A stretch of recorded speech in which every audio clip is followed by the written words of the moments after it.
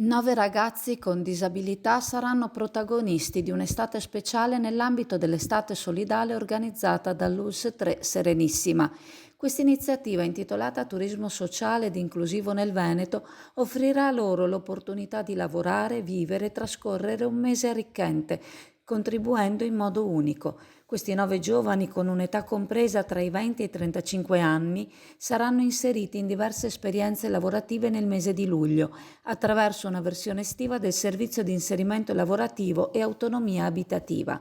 5 di loro lavoreranno a Chioggia presso stabilimenti balneari come la Storia, il Clodia, il Parco Hotel e il Mare Notus di Sottomarina. Gli altri 4 giovani avranno l'opportunità di lavorare all'Hilton Molino Stucchi della Giudecca, alla spiaggia Blue Moon del Lido e svolgere attività di segreteria al liceo artistico Guggenheim.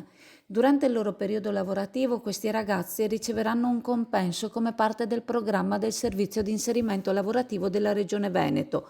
Oltre all'esperienza lavorativa vivranno anche un'esperienza di vita comunitaria, alloggiando insieme in una struttura che permetterà loro di conoscersi e partecipare a diverse attività di sport, divertimento e socializzazione organizzate per le persone disabili sulle spiagge di Chioggia e del Lido di Venezia.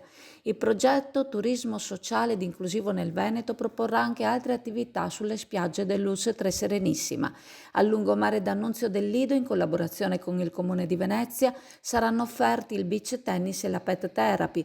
Presso lo stabilimento balneare Blue Moon, le persone con disabilità avranno l'opportunità di provare il SUP, la speciale tavola da paccagliata da utilizzare seduti o in piedi. A Sottomarina, con il contributo del Comune di Chioggia, lo stabilimento Astoria proporrà beach tennis, pet therapy, roundnet, un gioco di gruppo con palla e rete, e il SUP sarà disponibile anche all'Astoria, allo stabilimento balneare Zanzibar e allo Stella Maris. Queste attività fanno parte di un progetto più ampio di turismo inclusivo della Regione Veneto, realizzato con il contributo del Ministero per le Disabilità.